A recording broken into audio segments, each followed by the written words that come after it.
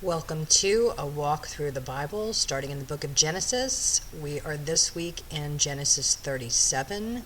This portion is called Vayeshev, which means he settled, and it is Genesis 37:1 through 40:23.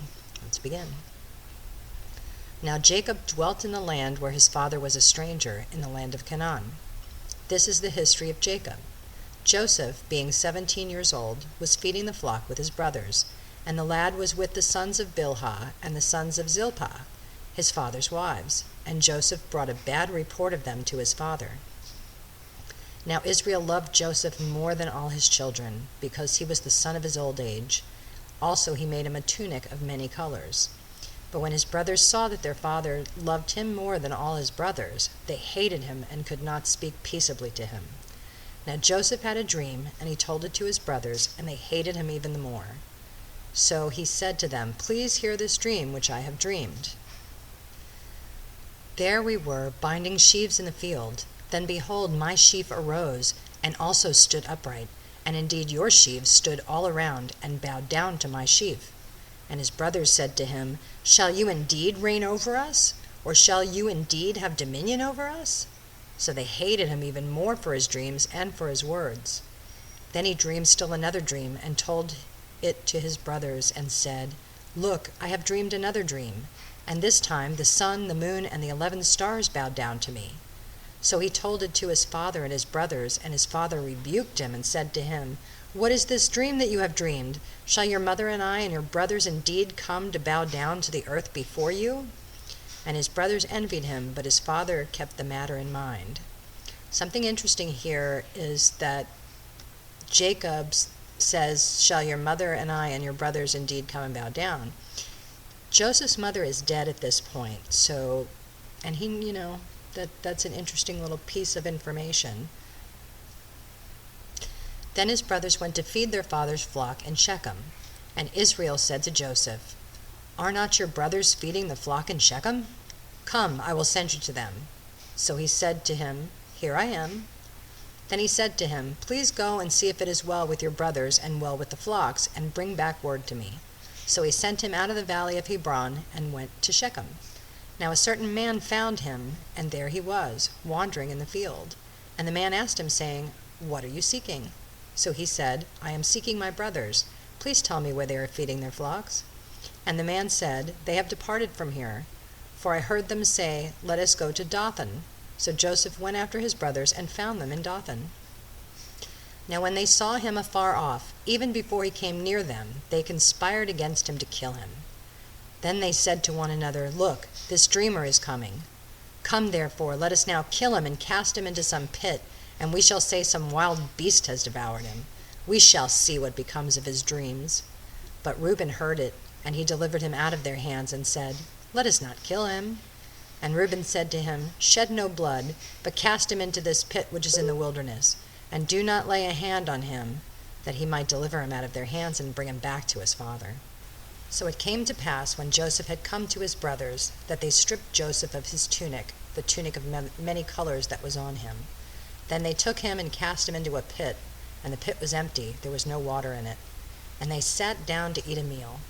When they lifted their eyes and looked, and there was a company of Ishmaelites coming from Gilead with their camels, bearing spices, balm, and myrrh, on their way to carry them down to Egypt. So Judah said to his brothers, "What profit is there if we kill our brother and conceal his blood? Come and let us sell him to the Ishmaelites, and let not our hand be upon him, for he is our brother and our flesh." And his brothers listened. Then Midianite traders passed by, so the brothers pulled Joseph up and lifted him out of the pit and sold him to the Ishmaelites for 20 shekels of silver, and they took Joseph to Egypt. Then Reuben returned to the pit, and indeed Joseph was not in the pit, and he tore his clothes. And he returned to his brothers and said, "The lad is no more, and where shall I go?" So they took Joseph's tunic, killed a kid of the goats, and dipped the tunic in the blood.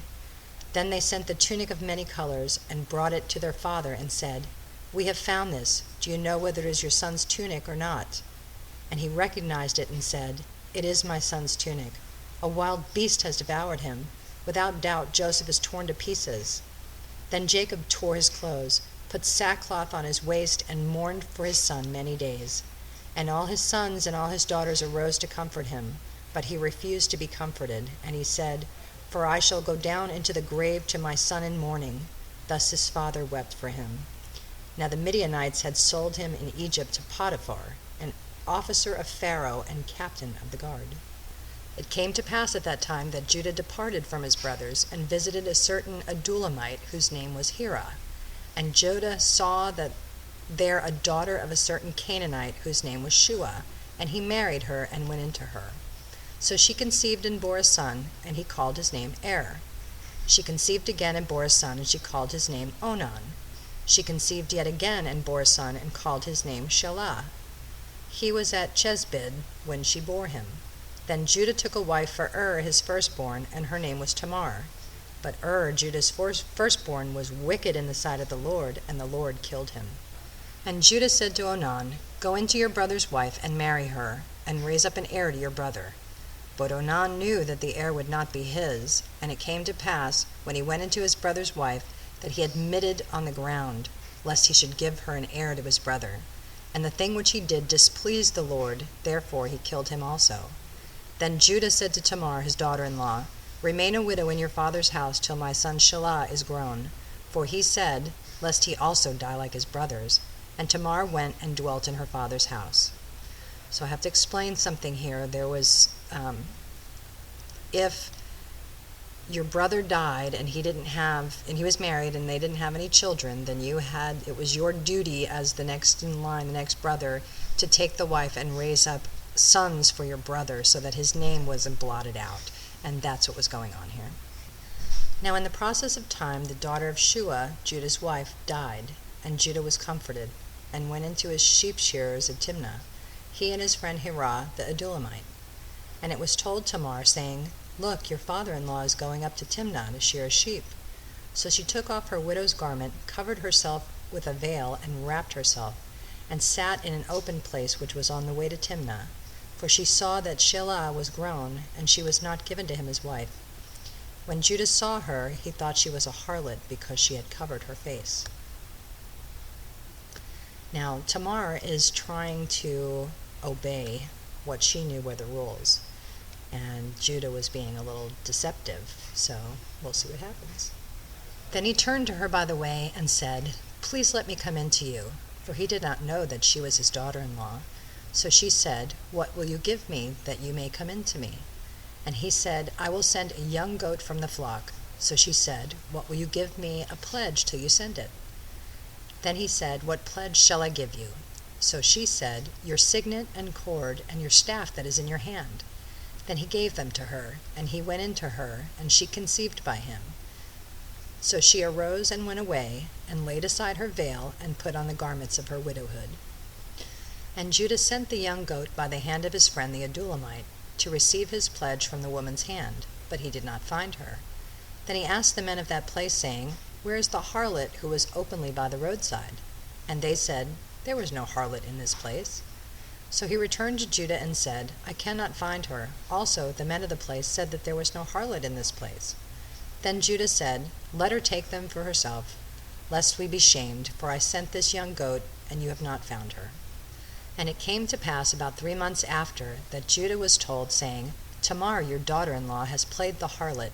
Furthermore, she is with child by harlotry. So Judah said, Bring her out, and let her be burned.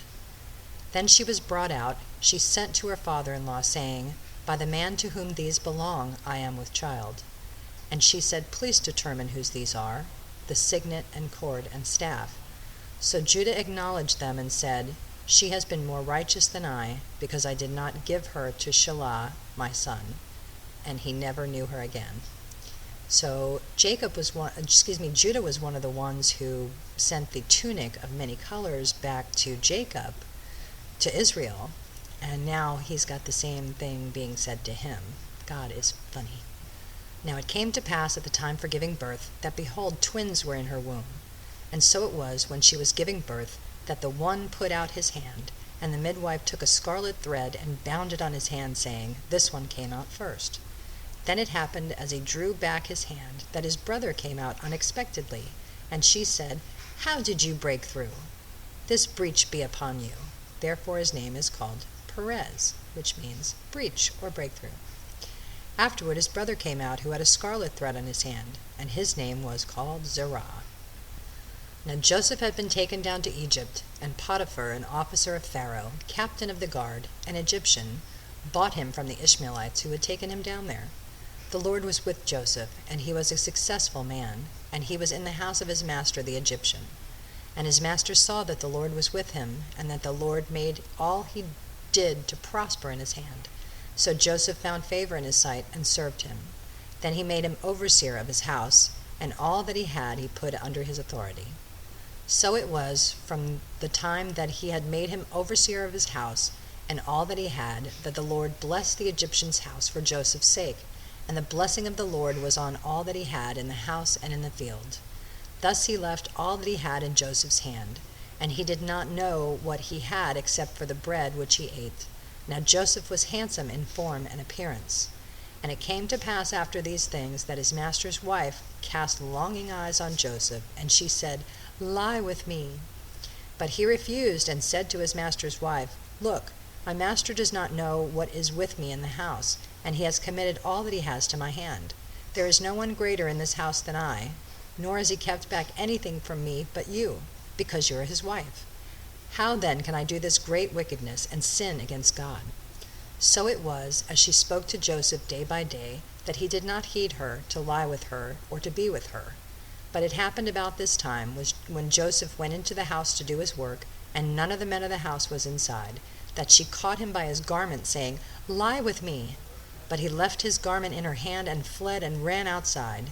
And so it was, when she saw that he had left his garment in her hand and fled outside, that she called to the men of her house and spoke to them, saying, "See, he has brought into us a Hebrew to mock us. He came in to me to lie with me, and I cried out with a loud voice.